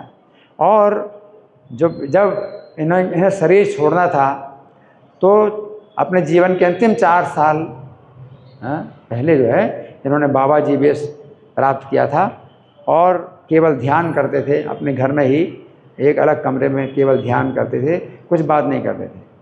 और ध्यान किसका करते, राधा कृष्ण की लीलाओं का। ये तो मंजरी है ना। तो वो अपनी सेवा का ही जो है ध्यान करते थे, मंजरी के रूप में इनकी क्या सेवा है ना। तो 4 साल तक किसी से बात नहीं करते थे। और वैसे अपने जीवन काल में जिला मजिस्ट्रेट हुए तो अंग्रेज़ों का जो शासन था उसमें कोई भारतीय को, किसी भी भारतीय को अगर ऊंचा पद दिया जाता था तो जिला मजिस्ट्रेट तक उसको पद दिया जाता, उसके ऊपर किसी भारतीय को जो है पद नहीं मिलता था। तो सरकारी जो है इनका जो पद था वो बहुत ऊंचा था, किसी भारतीय को अगर मिल सकता है तो। और इनका बहुत अंग्रेजी प्रशासन के द्वारा भी बहुत सम्मान था, है ना। तो दिन भर सरकारी नौकरी के बाद केवल 4 घंटे सोते थे, है ना। तो श्रीनिवासाचार्य ने 6 गोस्वामियों का जो अष्टक जो बनाया है, षट गोस्वामी अष्टकम, तो उसमें जैसे बताया गया है निद्राहार विहार का दिविजितो, है ना। तो इस 6 गोस्वामियों के समय में बताया है, तो वो सब लक्षण जो इनके अंदर भी हैं। हालांकि गृहस्थ, तो एक ही गृहस्थ हुआ है जिसको कि 7वां गोस्वामी माना गया। बाकी जितने 6 गोस्वामी थे वृंदावन के, ये सब जो है कैसे थे, विरक्त थे, गृहस्थ नहीं थे, विरक्त थे। 6 गोस्वामी विरक्त थे, तो उनकी विरक्ति कैसी थी। और भक्तिविनोद ठाकुर गृहस्थ होते हुए भी उनको जो है 6 गोस्वामियों के बराबर 7वां गोस्वामी माना गया है ना। तो प्रचार में नई पद्धतियों को भी इन्होंने अपनाया, जैसे कि इनके समय में छपाई की टेक्नोलॉजी शुरू हुई। तो पहले भारत में छपाई की टेक्नोलॉजी थी नहीं, तो हमारे पूर्ववर्ती आचार्य जैसे 6 गोस्वामी हैं, तो ताल पत्र में ही लिखते थे और उनकी जो है पुस्तकें छपती थी, तो ताल पत्र में ही छपती थी, है ना। लेकिन जिस समय अंग्रेजी शासन के समय छपाई की मशीन आ गई, कागज़ भी बनने लगा, तो इन्होंने जो है उस टेक्नोलॉजी का प्रयोग किया और जितने भी अपने ग्रंथ छापे वो ताल पत्र में लिखने के बजाय प्रेस में अपने ग्रंथ भी छापे, है ना। और पुस्तक वितरण का भी कार्य उन्होंने बहुत जो है बहुत अधिक मात्रा में किया। भक्तिविनोद ठाकुर ने एक पुस्तक जो लिखी थी, Lord Chaitanya his life and precepts, ये किताब जो है उन्होंने अंग्रेजी में छापी थी और पूरे विश्व में उन्होंने उस किताब को भेजा। जो बड़ी बड़ी लाइब्रेरी है, बड़े बड़े यूनिवर्सिटीज़ की लाइब्रेरी उन्होंने भिजवाई, है ना। तो ये जो है भक्तिविनोद ठाकुर सबसे पहले आचार्य हैं हमारी गुरु परंपरा के, जिन्होंने छपाई की टेक्नोलॉजी का जो है कृष्ण की सेवा में उपयोग किया। नहीं तो जितना छपाई की टेक्नोलॉजी है वो सब माया का संदेश फैलाने में ही लग रहा है ना। जितने पेड़ों की हत्या हो रही है ना, जितना कागज छप रहा है, न्यूज़पेपर, समाचार पत्र, साप्ताहिक पत्रिकाएं, मासिक पत्रिकाएं, सब के सब जो है माया के संदेश को ही फैलाया जा रहा है। एक आचार्य हमारे भक्तिविनोद ठाकुर हुए सबसे पहले, है ना, जिन्होंने छपाई की टेक्नोलॉजी को भगवान की सेवा में लगाया, है ना। तो इस तरह से इन्होंने जो है 1888 में भगवान चैतन्य के जन्म स्थान का पता लगाया था। 1838 में इनका जन्म हुआ था, तो 1888 यानी कितने साल, 1838 घटाओ 1888 में कितना हुआ, 50 साल हुआ। 50 साल की आयु में इन्होंने चैतन्य महाप्रभु जन्म स्थान का पता लगाया था। और ये सब जो है 1896 में इन्होंने जो है पुस्तक भेजी थी, चैतन्य महाप्रभु के संबंध में पुस्तक भेजी थी पूरे विश्व भर में। और उसी समय प्रभुपाद ने जन्म लिया। तो प्रभुपाद ने मतलब इस बात को भी सुनिश्चित किया कि भक्तिविनोद ठाकुर ने जब ये चैतन्य महाप्रभु की पुस्तक भेजी थी पूरे विश्व की लाइब्रेरी में, उसमें मेरा जन्म हुआ था। तो प्रभुपाद कहते हैं कि मेरा जन्म भी इसी कार्य के लिए हुआ। इसलिए प्रभुपाद ने जो पुस्तक वितरण का जो कार्यक्रम है वो कितना ज़्यादा व्यापक किया। भक्ति वेदांत बुक ट्रस्ट की स्थापना हुई और इतनी किताबें छपी, कितनी संख्या में, और अभी तक उनकी किताबें छप रही हैं और वितरित हो रही हैं। तो भक्तिविनोद ठाकुर की परंपरा में ही प्रभुपाद ने बहुत बड़ा कार्य किया, है ना। और आज के दिन भक्तिविनोद ठाकुर ने अपना जो शरीर छोड़ा, तो वो भी एक विशेष इनकी जो है शक्ति है कि कोई व्यक्ति अपना शरीर छोड़ता है तो दिन निश्चित नहीं कर सकता है भी किस दिन शरीर छूटेगा, है ना। वो बड़े बड़े योगी जो होते हैं अपनी प्राण शक्ति को जो है जो बस में कर लेते हैं, तो वो जो है प्राण को ऊपर उठाते हैं और फिर ब्रह्मरंध्र से प्राण छोड़ते हैं। तो वे योगी लोग जो है अपना समय निश्चित करते हैं कि उन्हें किस दिन अपना शरीर छोड़ना है। तो भगवान गीता में कहते हैं कि वो योगी लोग जो है अपना शरीर छोड़ते हैं तो अग्निर्ज्योतिर्हा शुक्लासन मासा उत्तरायणम, कि जो अग्नि का समय हो, ज्योति का समय हो, दिन का समय हो, और शुक्ल पक्ष के 15 दिन का समय हो, और उत्तरायण का 6 महीने का समय हो, तो वो दिन निश्चित करते हैं वो योगी लोग जो ब्रह्मचर्य के द्वारा अपने प्राणों को नियंत्रित करते हैं और प्राणों को उस दिन छोड़ेंगे वो निश्चित कर लेते हैं, और कोई नहीं करता। लेकिन एक दूसरे भक्तिविनोद ठाकुर, तो भक्तिविनोद ठाकुर ने इस तरह से नहीं सोचा कि जो योगी लोग हैं वो तो भक्त नहीं हैं, तो वो तो समय के हिसाब से वो जो है अपना शरीर छोड़ते हैं कि वो उत्तरायण का जो समय होगा और शुक्ल पक्ष का जो होगा तो सूर्य का भेदन करके वो जाएंगे ब्रह्म ज्योति में, और इस तरह से वो मतलब जन्म मरण के बंधन से छूटेंगे। तो उनका तो इस प्रकार का विचार होता है कि भक्तिविनोद ठाकुर ने भी अपने शरीर छोड़ने का दिन निश्चित किया है। यानी कौन से दिन? गदाधर पंडित के तिरुभाव दिवस है, राधा रानी है, तो जिस रास्ते से राधा रानी गई उसी रास्ते से उनकी एक मंजरी भी जाएगी। तो आज के दिन उन्होंने अपना शरीर छोड़ना जो निश्चित किया, तो ये जो है उनकी विशेष जो ब्रह्मचर्य के द्वारा कोई व्यक्ति अपने प्राणों को नियंत्रित करे और शरीर छोड़ने का दिन निश्चित करे, वो जो है इनका भी।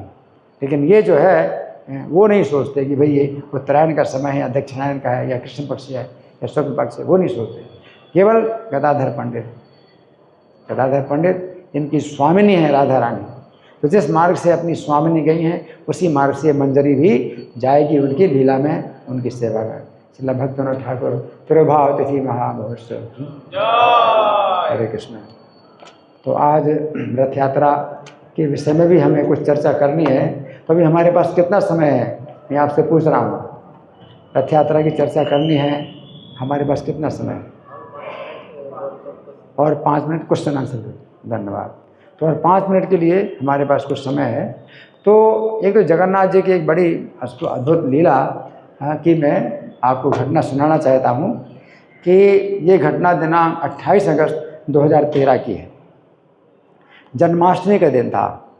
28 अगस्त 2013 को जन्माष्टमी का अत्यंत पवित्र दिन था, और प्रद्युम्न प्रिया प्रभु जो मेरे साथ सेवा करते हैं, इन्होंने मेरे कमरे में स्थित जगन्नाथ जी को आज सुंदर नवीन वस्त्र पहना करके और आभूषणों से अलंकृत किया जगन्नाथ जी को, और इन्होंने कहा मुझसे कि मैं जगन्नाथ जी के दर्शन करूं। तो उस समय प्रातः के लगभग 10 बजे थे, और मैं जिस समय जगन्नाथ जी को देखता हूं कि नवीन वस्त्रों से आभूषणों से अलंकृत हैं, तो बहुत प्रसन्न, मैं बड़ा प्रसन्न हुआ। तो मैंने जगन्नाथ जी को समय तक देखा। उसके बाद तीनों एक दूसरे जुड़े थे, जगन्नाथ सुभद्रा बलदेव तीनों एक दूसरे जुड़े थे। तो अपने दोनों हाथों से उठाया और प्रसन्नतापूर्वक झूला झुलाने लगा, ऐसे हाथ से झूला झुलाने लगा। उस समय जो है ये असित गोविंद प्रभु जो हैदराबाद में रहते हैं, उस समय वो थे वहाँ पर, मेरे कमरे में थे। तो उस समय असित गोविंद प्रभु और सब भक्त लोग जो है मेरी प्रसन्नता देख रहे थे, लेकिन जगन्नाथ जी मेरे ऊपर कितने प्रसन्न हो रहे हैं इस बात को कोई नहीं देख रहा था, जगन्नाथ जी कितने प्रसन्न हो रहे हैं। तो उस समय बड़ी आश्चर्य की घटना हुई, जिससे सबको पता चला कि जगन्नाथ जी मेरे ऊपर कितने प्रसन्न हो रहे हैं। तो जब मैं जगन्नाथ जी को अपने कमरे के अंदर झूला झुला रहा था, उसी समय जगन्नाथ जी की प्रेरणा से अधोक्षित प्रभु मेरे कमरे में आकर के मुझे निमंत्रण देने लगे कि भक्तों के रसोई घर में जो जगन्नाथ हैं उन्हें नवीन वस्त्रों आभूषणों से सजाया गया है, अतः मैं जाकर जगन्नाथ जी का दर्शन करूं। अब वैसे तो कभी ऐसे नहीं बुलाते, अब वो बुलाए तो रसोई घर में भी जगन्नाथ जी जो भक्तों का प्रसाद, डिवोटी प्रसाद हमको वही भोग लगाते हैं। तो वो अधोक्षित उसी समय आए कि आप उनका दर्शन करो, उनको भी नवीन वस्त्रों से आभूषणों से सजाया गया है। तो ऐसी स्थिति में मेरे साथ में सब लोग गए, जगन्नाथ जी का दर्शन करने गए। बड़ी आश्चर्य की घटना हुई कि जब मैं अपने कमरे के अंदर जगन्नाथ जी को झूला झूला रहा था, उस समय समीप के स्थान में जगन्नाथ जी से नहीं रहा गया। उन्होंने पुजारी को मेरे पास भेजा कि मैं उन जगन्नाथ जी के भी दर्शन करूं। जगन्नाथ जी की ऐसी कृपा पूर्ण लीला को देखकर मैं और मेरे संगी अत्यंत विस्मित तथा बार बार हर्षित हुए। हरि बोल।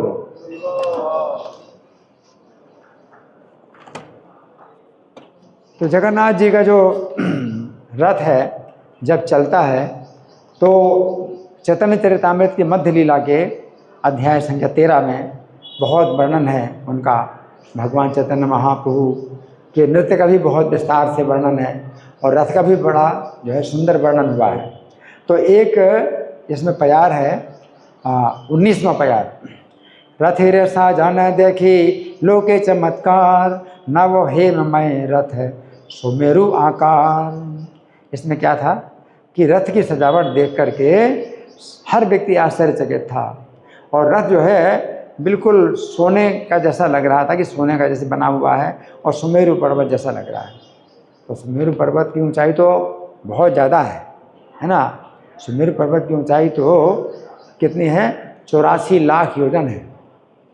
84 लाख योजन, इसमें 12 से गुणा करेंगे तो किलोमीटर बनेंगे इतनी। तो एक कहा गया कि सुमेरु पर्वत जैसा ऊंचा। तो कैसे कहा गया सुमेरु पर्वत जैसा ऊंचा? लेकिन जब कहा जाता है तो इस प्रकार से कहा जाता है कि अगर हम दूर से देखते हैं तो सुमेरु पर्वत भी जो है कितना ऊंचा दिखाई देगा, बहुत दूर से, है ना। तो इस प्रकार से हम पास से रथ को देख रहे हैं और सुमेरु पर्वत को दूर से देख रहे हैं तो ऊंचाई जो है बराबर लगती है। तो सुमेरु पर्वत जैसा ऊंचा बताया गया है ना कि सुमेरु आकार। तो प्रभुपाद तात्पर्य में क्या लिखते हैं? 1973 ईस्वी में लंदन इंग्लैंड में विशाल रथ यात्रा का आयोजन किया गया था। प्रभुपाद याद करते हैं तो इस प्यार की व्याख्या करते समय प्रभुपाद को याद आता है 1973 में लंदन में विशाल रथ यात्रा का आयोजन किया गया था। रथ को ट्रैफेलगर स्क्वायर तक लाया गया। लंदन के दैनिक समाचार पत्र गार्डियन, उसका समाचार पत्र का नाम है गार्डियन के मुख्य पृष्ठ पर चित्र के नीचे शीर्षक छपा था, ट्रैफेलगर स्क्वायर में स्कॉन की रथ यात्रा नेल्सन स्तंभ की क्षमता करने वाली है। नेल्सन टावर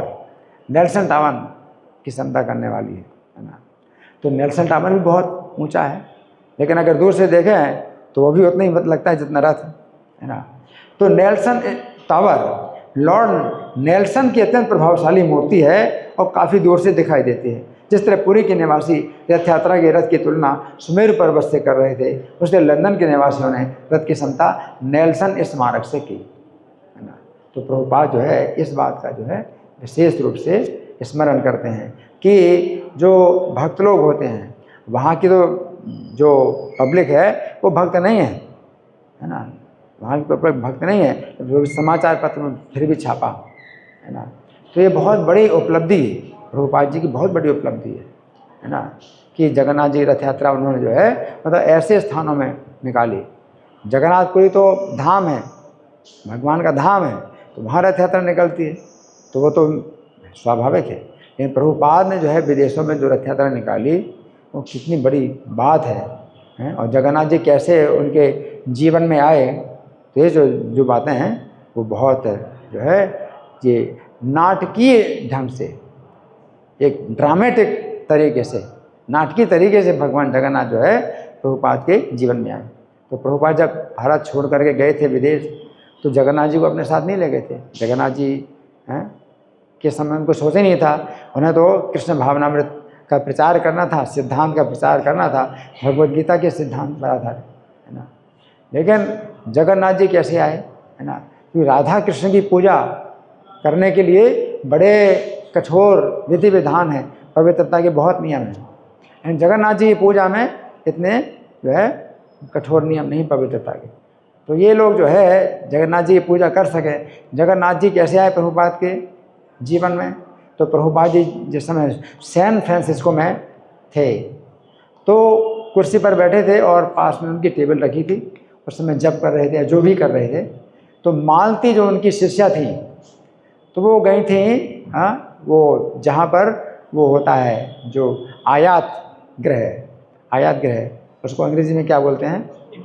इम्पोर्ट हाउस हैं। तो भारत से भी जो है बहुत सा सामान जो आया हुआ था तो वो वहाँ जब देख रही थी तो वहाँ उन्होंने 3 जो है मूर्तियाँ देखी, ये जैसे कि गुड़ियाँ हों जैसे, है ना, 3 गुड़ियाँ थी, जगन्नाथ सुभद्रा बलदेव, वो नहीं जानती थी। तो चुरा करके थैला में रख ली, 2 इंच की थी। तो प्रभुपाद को दिखाने की चोरी से अपने थैले में रख करके आ गई और प्रभुपाद के सामने रख दिया। प्रभुपाद ये क्या है? और जैसे प्रभुपाद ने देखा प्रभुपाद समझ गए जगन्नाथ जी जो है अपनी इच्छा से आए हैं मेरे पास। और वो जो है कुर्सी से उतरे और पूरा दंडवत प्रणाम किया और प्रभुपाद के तुम तो जगन्नाथ को लेके आई हो मेरे पास में, यानी पूरे विश्व के जो स्वामी हैं तुम उनको लेकर के आए। जब प्रभुपाद प्रणाम कर रहे तो वो बड़ी हर्षित हो गई, विस्मित भी हो गई कि अरे मैंने ऐसा काम कर दिया कि हमारे गुरु महाराज बड़े हर्षित हो रहे, विस्मित हो रहे, क्या चीज़ है। और प्रभुपाद कहते हैं कि देखो आप जल्दी जाओ और इसी प्रकार की 2-2 इंच की और भी मूर्तियाँ होंगी तो पूरी जो है पूरा सेट लेके आओ। तो फिर उसने चोरी से उनको जगन्नाथ जी को रख दिया और फिर खरीद करके लाई। चोरी से जगन्नाथ जी को ले गई थी, प्रभुपाद को दिखा दिया। जब प्रभुपाद ने कहा कि आप ले आओ तो चोरी से रख दिया जगन्नाथ जी को, फिर खरीद करके 3 मूर्तियाँ लाई। और फिर उन्हीं के पति जो है श्याम सुंदर प्रभु थे, वो कि बढ़ई थे, कारपेंटर थे, तो उन्हें सब काम छोड़ करके वो तो भक्त बन गए थे हैं। जब प्रभुपाद को पता चला कि इनके पति जो है कारपेंटर हैं तो श्याम सुंदर प्रभु जो है प्रभुपाद उनको आदेश देते हैं कि 2 इंच से 2 फुट का इनको बनाओ, उसी रेशियो में अनुपात वही रहे, 2 इंच से 2 फुट का बनाओ। तो देखो माता मालती हैं, माता हैं जगन्नाथ जी की, उन्होंने जन्म दिया एक प्रकार से कि 2 इंच के जगन्नाथ जी ले आए। तो 2 इंच के जगन्नाथ जी को जन्म दिया मालती माता ने, और पिता ने बड़ा किया 2 इंच का क्या कर दिया, 2 फुट का कर दिया। तो जगन्नाथ जी के माता पिता हैं, तो भगवान जगन्नाथ जी जो है प्रभुपाद के शिष्यों को जो है अपना माता पिता बनाते हैं। इस तरह से जगन्नाथ रथ यात्रा इतनी जो है सफल हुई, और सड़कों में जो कीर्तन हुआ रथ यात्रा के कारण इतना सफल हुआ, इतना सफल हुआ। अमेरिका की सरकार ने मतलब बहुत बड़ा जो है ये जो है सम्मान, इस कारण से बहुत बड़ा सम्मान किया इस्कॉन का कि ये जो है इतने युवक सड़कों में चल रहे हैं और तोड़ फोड़ नहीं कर रहे हैं। तो सबसे पहले इतिहास में सबसे पहली घटना कि सड़कों में इतने युवक चलें और तोड़ फोड़ ना करें। रथ यात्रा बहुत प्रसिद्ध हुई और अमेरिकी सरकार ने भी बहुत सम्मान किया। श्री जगन्नाथ रथ यात्रा महामहोत्सव की। अभी प्रश्नोत्तर करेंगे हम लोग आपके साथ में, तो आप लोग बैठे रहिए। तो कितना समय हमारे पास अभी? 15 मिनट। ठीक, 15 मिनट का समय। आपका कोई प्रश्न है तो आज हमने 3 टॉपिक लिए हैं, भक्तिविनोद ठाकुर का, गदाधर पंडित का और रथ यात्रा का। तो किसी कोई प्रश्न है या मैं प्रश्न करूं? ठीक है, तो मैं प्रश्न करूं? ठीक है। तो गदाधर पंडित जो है, हालांकि राधा रानी है, लेकिन अभी भगवान अगर उनको ना जनाए तो राधा रानी भी नहीं जान सकती हैं अपने भगवान को, अपने प्रिय स्वामी को नहीं जान सकती। तो भगवान जो है गदाधर पंडित को रास्ते में रोक लेते थे और छेड़ते थे। लेकिन इस बार छेड़ते थे उस प्रकार से नहीं छेड़ते जैसे गोपियों को छेड़ते हैं भगवान। वो तो फिर जो संबंध उस तरह का था, किस प्रकार से छेड़ते थे कौन बताएगा? गदाधर पंडित को चैतन्य महाप्रभु छेड़ते थे। हाँ जी, आप बताइए। हाँ ठीक, आप बताओ। Chaitanya Mahaprabhu used to ask questions to Gadadhar Pandit about what is mukti, what is liberation. Whatever answers Gadadhar Pandit used to give, he used to deny those and Gadadhar defeat. Hindi बोल रहे किस कौन सी हिंदी बोल रहे हैं ना? अच्छा, हिंदी नहीं जानते, हिंदी में बताओ। कौन बताएगा हिंदी में? राधे श्याम प्रभु, आप बताइए। क्या बता रहे हैं? जब महाप्रभु उनको पकड़ते थे, पूछते थे कि मुक्ति का परिभाषा दो, अगर वो देते तो जो भी देते थे उसको नकार देते थे, काट देते थे उसको। हाँ, इसलिए गदाधर पंडित जो है इनसे थोड़ा सा डरते थे। हाँ, तो तंग करते हैं। तो पहले राधा रानी को तंग करते थे तो दूसरे प्रकार से तंग करते हैं, अभी जो है यहाँ पुरुष रूप में तो दूसरे प्रकार से तंग करते हैं, है ना। कोई भी प्रश्न पूछेंगे, उत्तर जो भी दोगे खंडन करेंगे, है ना। तो चैतन्य महाप्रभु, लेकिन फिर गदाधर पंडित को बड़ी राहत मिली उस समय जब चैतन्य महाप्रभु में बहुत बड़ा परिवर्तन हुआ। क्या परिवर्तन हुआ था, कौन बताएगा? हाँ जी, पीछे हाथ बताएं। जब चैतन्य महाप्रभु ने दीक्षा ले ली ईश्वरपुरी से, तो उनमें वैष्णव सदाचार आने लगा था। वो देख गदाधर पंडित बहुत प्रसन्न होते हैं। हाँ, अब चंचलता बिल्कुल दूर हो गई। चंचलता बिल्कुल दूर हो गई और कृष्ण के विरह में, कृष्ण के जो है वियोग में वो जो है बिल्कुल व्याकुल हो गए, है ना।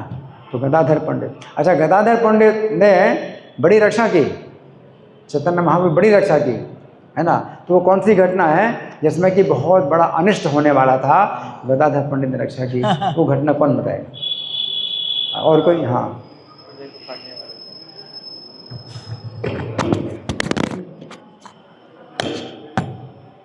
जब महाप्रभु पूछ रहे थे कि कृष्णा किधर है, कृष्णा कहाँ है, तब गदाधर पंडित ने बोला कृष्ण तो हमारे हृदय में है।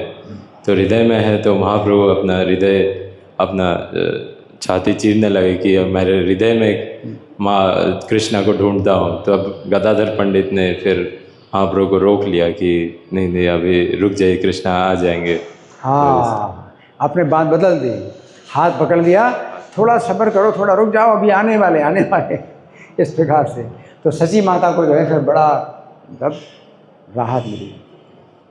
सची माता जो है चैतन्य महाप्रभु बहुत डरती थी, और ये बालक जो है मतलब कैसे भाव में बेहवल है, कैसे बेचैन है, क्या हो गया मेरे पुत्र को, तो ये बहुत परेशान होती थी।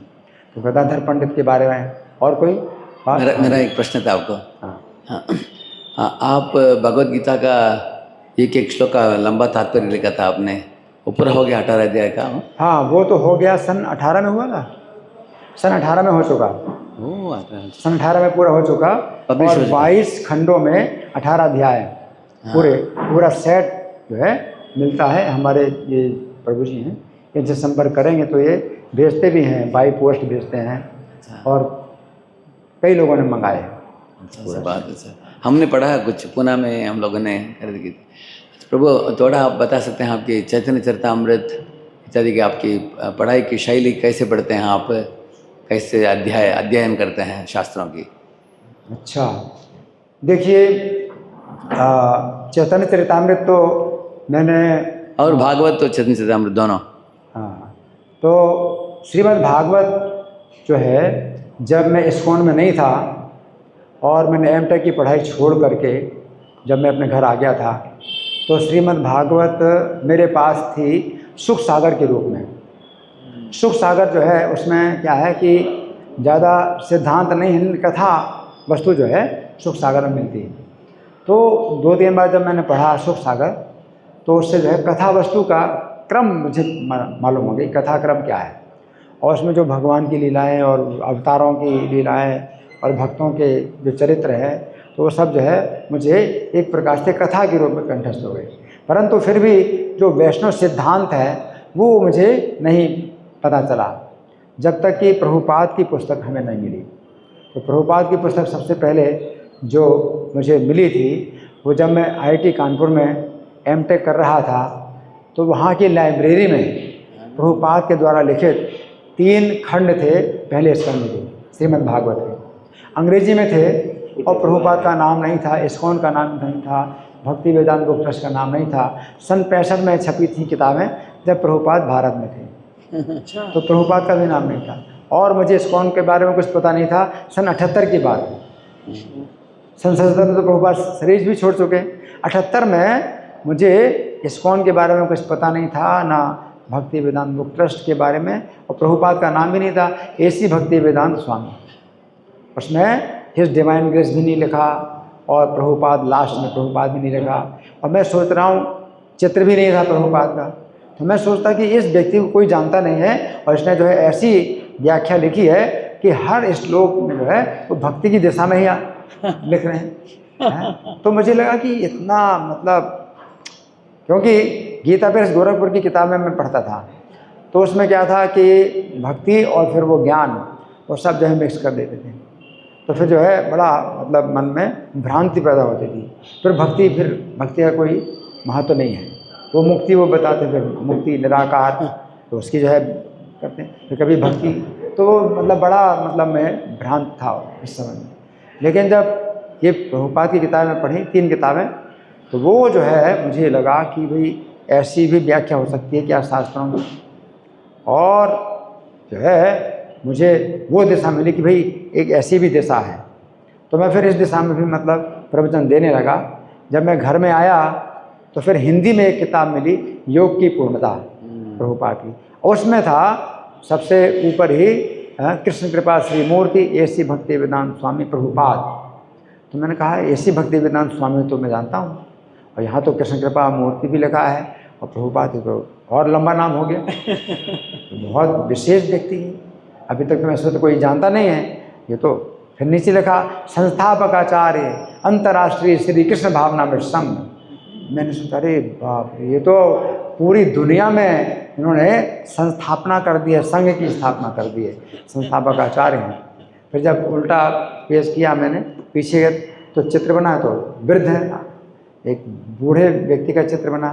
तो मैंने सोचा मैं सोचता था ये जवान लड़का है, इसलिए इतना उत्साह है लिखने का, ये तो बूढ़े हैं, ये तो बूढ़े हैं। उसमें लेखक परिचय जब पढ़ा मैंने तो उसमें पता चला 77 में शरीर छोड़ चुके हैं। लेकिन इस्कॉन की भक्ति योजना उसमें लिखी थी, इस्कॉन की भक्ति योजना कि कोई भी व्यक्ति जो है आ सकता है, और हमारे सेंटर की लिस्ट भी थी, इस्कॉन के सेंटर की लिस्ट भी थी।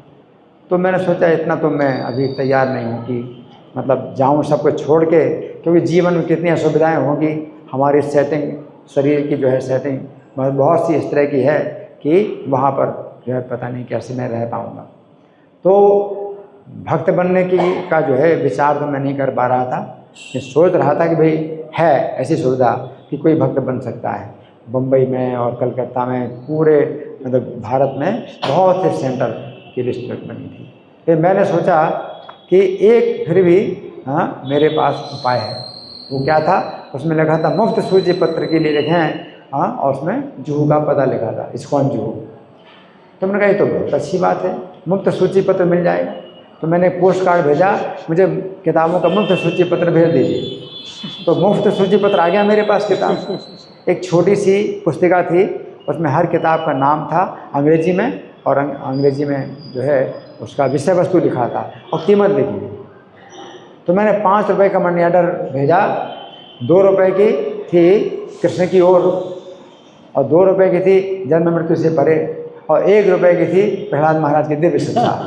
तो 5 रुपये भेजा और तुरंत मेरे पास जो है 3 किताबें आ गई। मैं सोचता हूँ मुझे तो करोड़ों की जो है संपत्ति मिल गई है। तो मैं जो है इस तरह से मतलब संपर्क में आया। तो जब प्रभुपाद को मैं नहीं जानता था तो मैं प्रभुपाद के संपर्क में आया 1978 में। हरि बोल।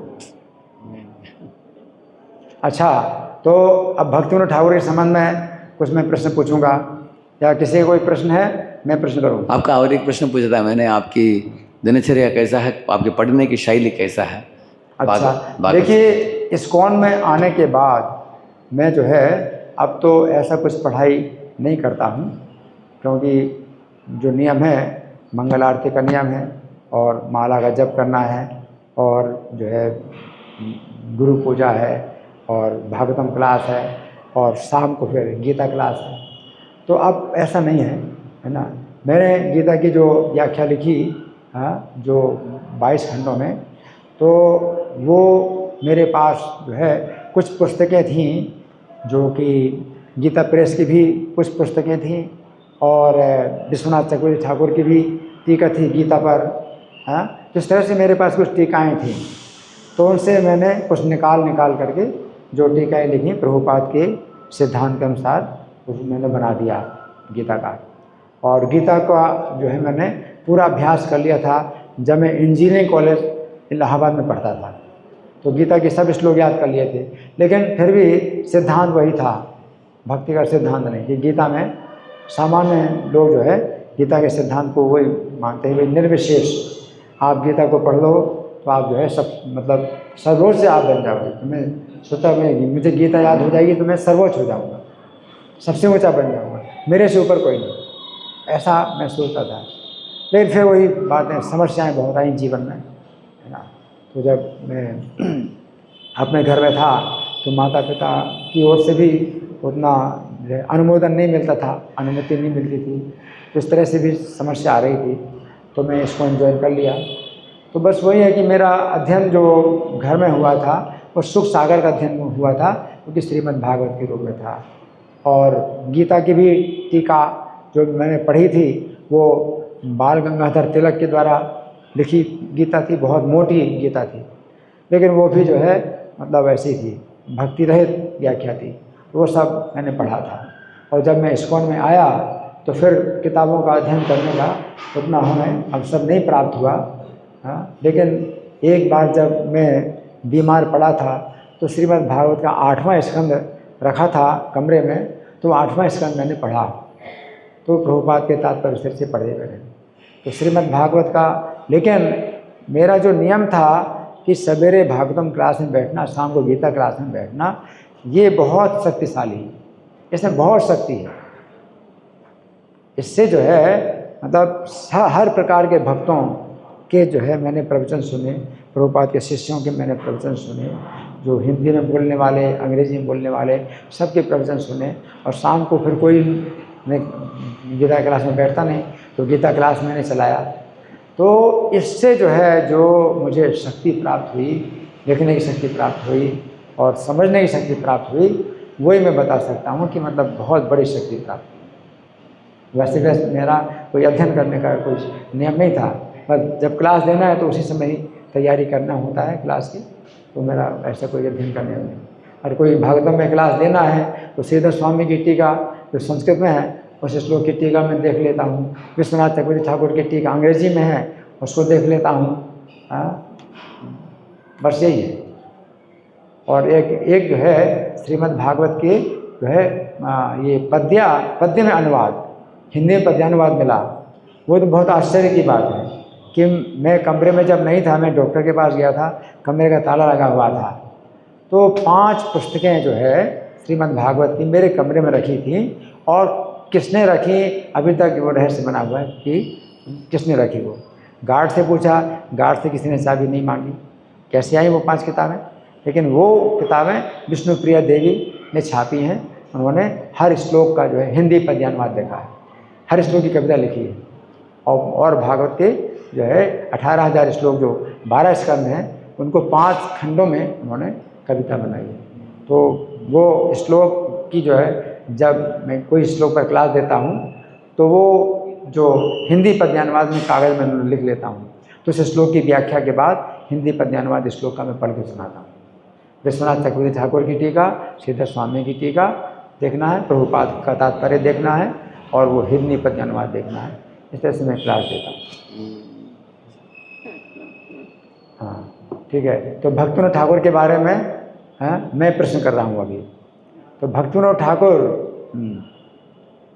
ने जो है जो सबसे बड़ा योगदान दिया, जिनमें उनको 7वां गोस्वामी कहा जाता है, वो क्या है जिसके कारण उनको 7म गोस्वामी कहा जाता है, जबकि वो गृहस्थ आश्रम में है? कौन बताएगा? हाँ जी, आपने जवाब देना है पहले, है ना? और कोई? हाँ हाँ, Anybody else? प्रथम प्रिया। श्रील भक्तिविनोद ठाकुर जी ने श्री चैतन्य महाप्रभु का जन्म स्थान की खोज की, इसलिए उन्होंने 7म। हरि बोल। देखिए, जो 6 गोस्वामी हैं वृंदावन के, तो उन्होंने मतलब कार्य किया बहुत, भगवान की लीला स्थलियों को खोजा, है ना। लेकिन मायापुर में जो चैतन्य महाप्रभु जन्म स्थान है, एक ही जो है खोज, वो जो है मतलब बहुत बड़ी खोज, जो कि गौड़ी वैष्णवों के लिए जो है बहुत बड़ा योगदान, जिसमें कि उनको जो है 7वां गोस्वामी कहा गया है ना। और भक्तिविनोद ठाकुर का जो है 6 गोस्वामियों का जैसा जीवन था उसी प्रकार का जीवन था उनका, जबकि वो गृहस्थ में थे और 12 बच्चों के पिता थे, तो है ना। अच्छा, और भक्तिविनोद ठाकुर ग्रंथ लेखन कार्य कितने बजे से कितने बजे तक करते थे? कौन बताएगा?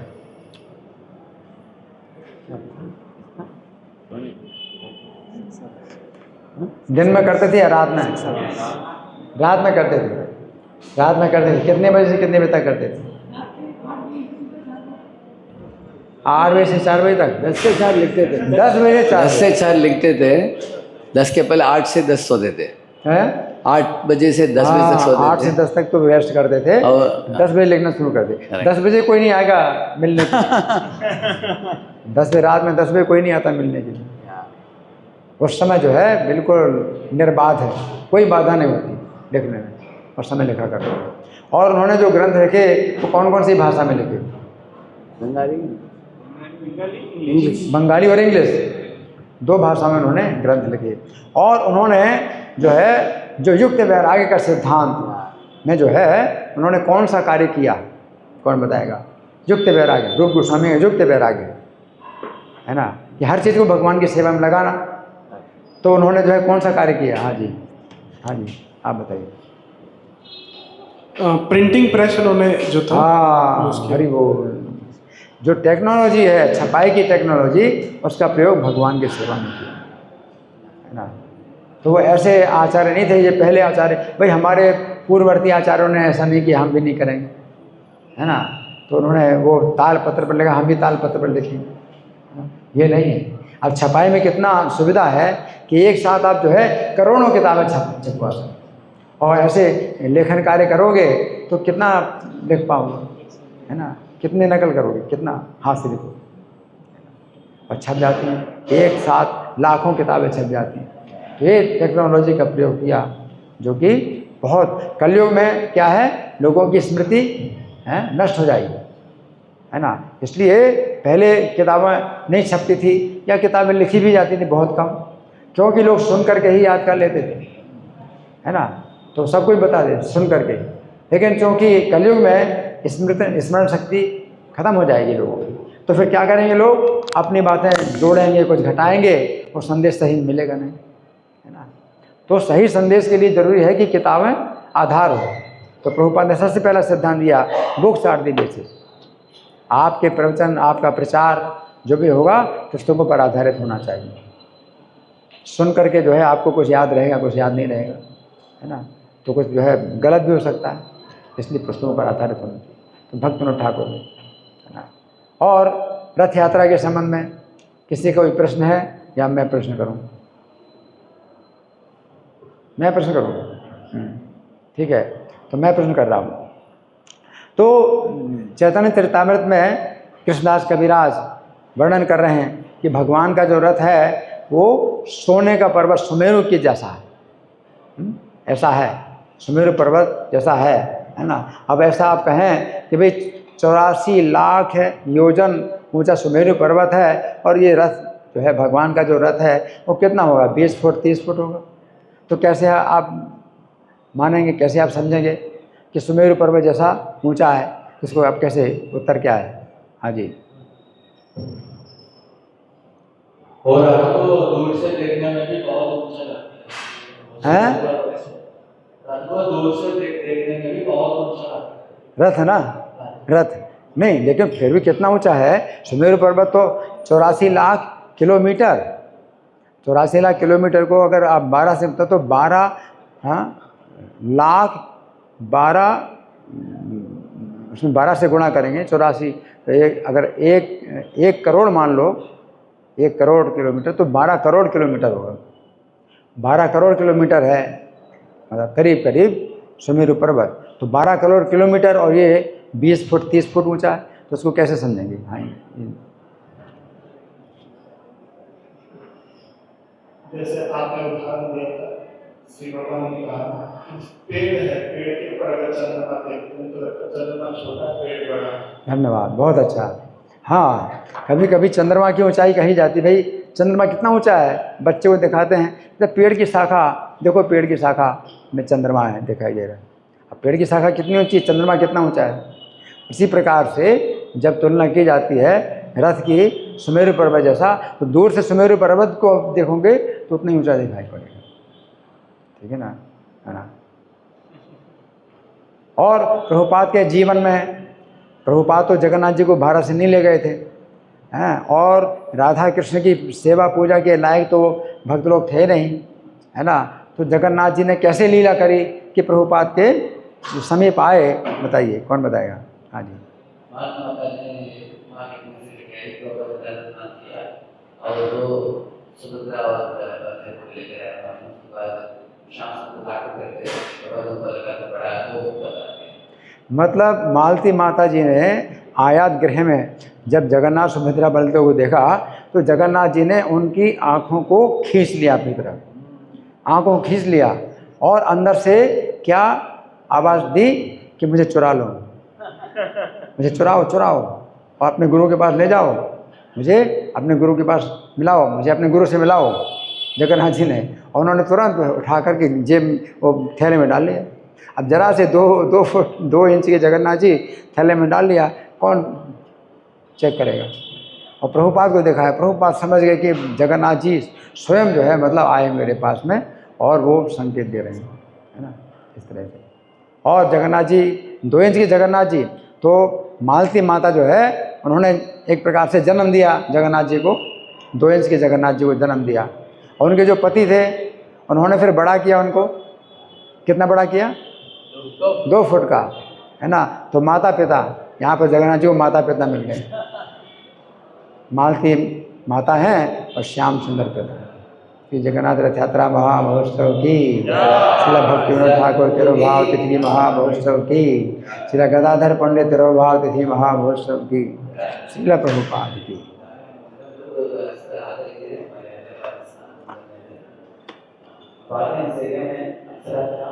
हाँ जी, अक्सर आते हैं